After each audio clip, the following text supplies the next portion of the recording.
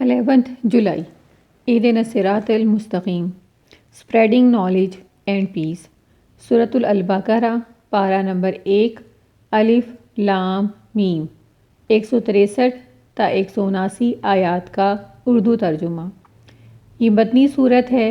اس میں 286 آیات اور 40 رکوع ہیں۔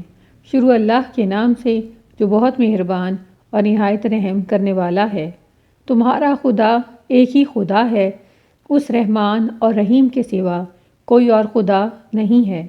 اس حقیقت کو پہچاننے کے لیے اگر کوئی نشانی اور علامت درکار ہے تو جو لوگ عقل سے کام لیتے ہیں ان کے لیے آسمانوں اور زمین کی ساخت میں، رات اور دن کے ایک دوسرے کے بعد آنے میں، ان کشتیوں میں جو انسانوں کے نفع کی چیزیں لیے ہوئے دریاؤں اور سمندروں میں چلتی پھرتی ہیں، بارش کے اس پانی میں جسے اللہ اوپر سے برساتا ہے اور پھر اس کے ذریعے سے زمین کو زندگی بخشتا ہے، اور اپنے اسی انتظام کی بدولت زمین میں ہر قسم کی جاندار مخلوق کو پھیلاتا ہے، ہواؤں کی گردش میں اور ان بادلوں میں جو آسمان اور زمین کے درمیان تابع فرمان بنا کر رکھے گئے ہیں، بے شمار نشانیاں ہیں۔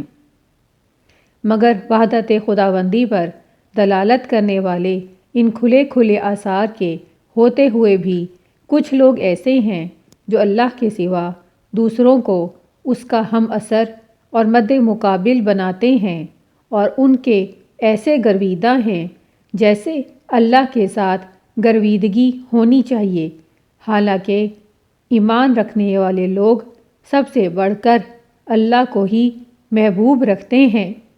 کاش جو کچھ عذاب کو سامنے دیکھ کر انہیں سوجنے والا ہے وہ آج ہی ان ظالموں کو سوجھ جائے کہ ساری طاقتیں اور سارے اختیارات اللہ ہی کے قبضے میں ہیں، اور یہ کہ اللہ سزا دینے میں بہت سخت ہے۔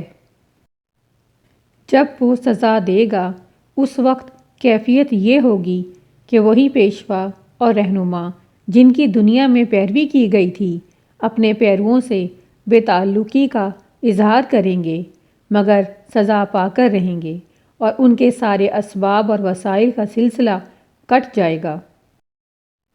اور وہ لوگ جو دنیا میں ان کی پیروی کرتے تھے کہیں گے کہ کاش ہم کو پھر ایک موقع دیا جاتا تو جس طرح آج ہی ہم سے بیزاری ظاہر کر رہے ہیں ہم ان سے بیزار ہو کر دکھا دیتے۔ یوں اللہ ان لوگوں کے وہ اعمال جو یہ دنیا میں کر رہے ہیں ان کے سامنے اس طرح لائے گا کہ یہ حسرتوں اور پشیمانیوں کے ساتھ ہاتھ ملتے رہیں گے، مگر آگ سے نکلنے کی کوئی راہ نہ پائیں گے۔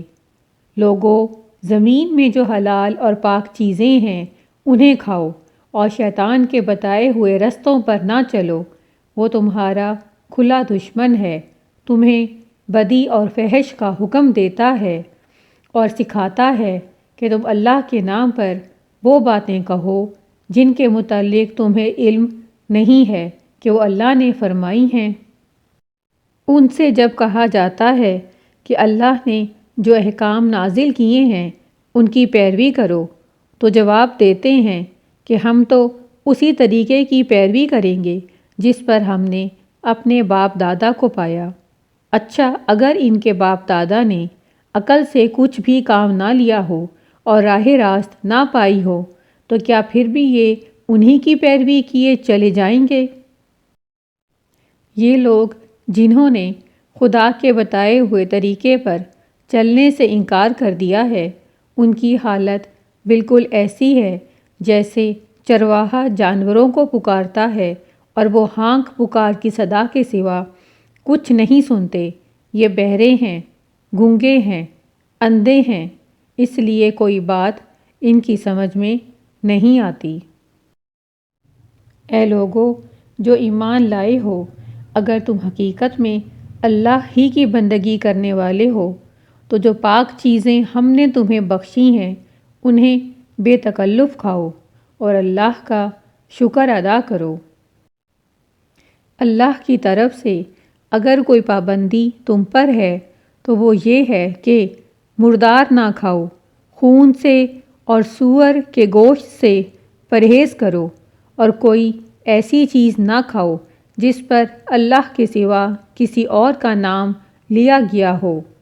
ہاں، جو شخص مجبوری کی حالت میں ہو وہ ان میں سے کوئی چیز کھا لے بغیر اس کے کہ وہ قانون شکنی کا ارادہ رکھتا ہو یا ضرورت کی حد سے تجاوز کرے تو اس پر کچھ گناہ نہیں۔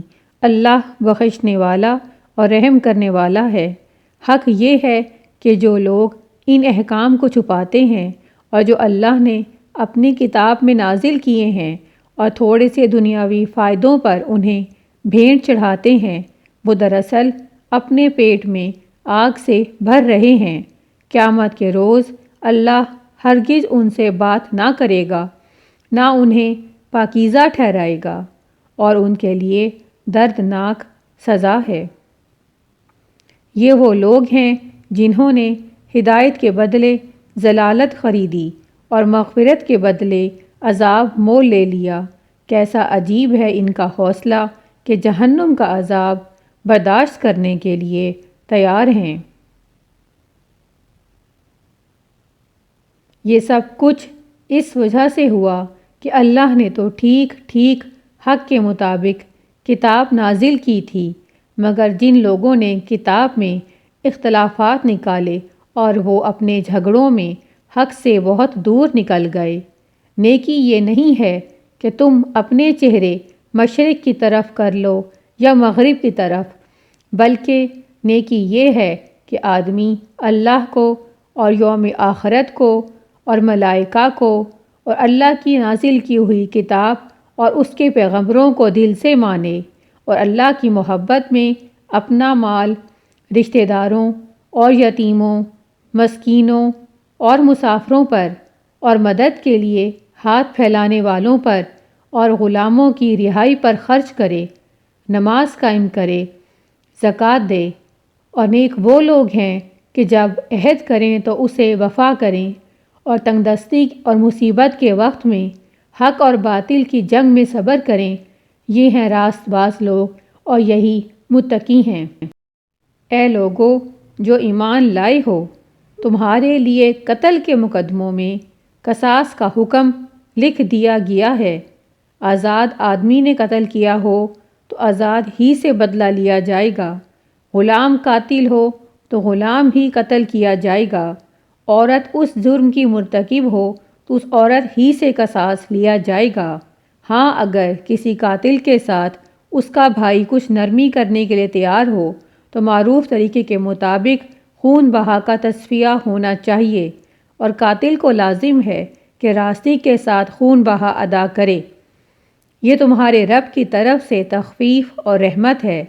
اس پر بھی جو زیادتی کرے اس کے لیے دردناک سزا ہے۔